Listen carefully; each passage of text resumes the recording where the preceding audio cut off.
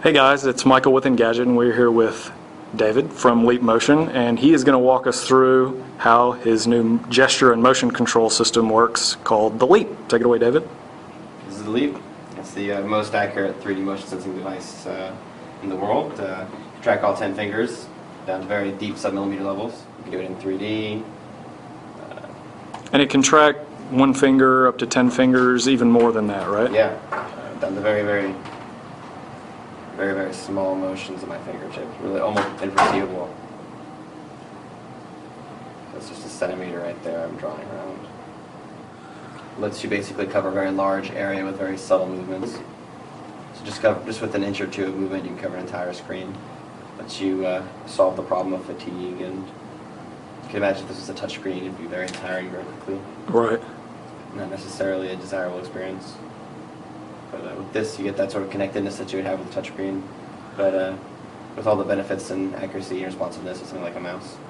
So right now, I mean, this is obviously, we're showing it with a game right here, and you've got it working with, it's backwards compatible with anything with touch drivers listed on it, right? Yeah, we actually fool the computer into thinking that there's a touchscreen, and we can emulate that sometimes. Right.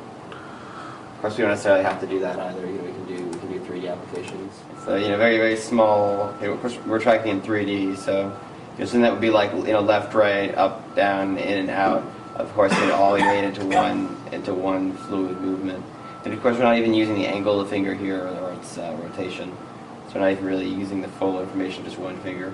So traditionally, things that you need many fingers to do, you can do with even just one. And not that we only want to do it with one, but just to give you an idea of the incredible amount of bandwidth that's really available when you go to really all of your fingers in 3D. Right. It's really beyond anything that we've had access to before. That's why it's so exciting to sort of see what the developers are going to make, because it's really a whole new game in terms of bandwidth and sort of freedom of motion. Yeah. Can you talk just a little bit about, like, say, because most people are very familiar with, say, Kinect. How does your technology differ from how Kinect works? Yeah, it's really a fundamentally different technique. It's really built for the ground up for really doing complex human-computer interaction. And our goal was always to sort of be able to reach out and mold a virtual piece of clay. We felt as if we couldn't hit that standard immediately, then we didn't feel like our technology was sufficient. And so there are many iterations and many times where we had to throw everything out and start over. But at the end of the day, we got what we needed. Basically, you've got a much higher fidelity way of sensing what's moving in front of the Leap versus what like Kinect can do with its cameras, right? Yeah. So then I think you've got also, you can kind of show how this will work with just a general desktop, right? Yeah. So we can all sorts of normal things. Maybe I'm highlighting and selecting a group of icons, moving around. It's all very easy. Maybe I'm going to Engadget.com and scrolling through some stuff. You can have that very, very fine accuracy of movement, so it's very easy to do that. There's sort of subtle movements and very, very large movements too. It doesn't particularly matter. Particularly with like Windows 8 or Mac OS, start getting to really nice. You get really nice scrolls and zooms, and really some pretty compelling, like iPad-like experience on the computer. Much bigger, more sort of visually appealing screen. Often, it's pretty cool. Right on. And let's see.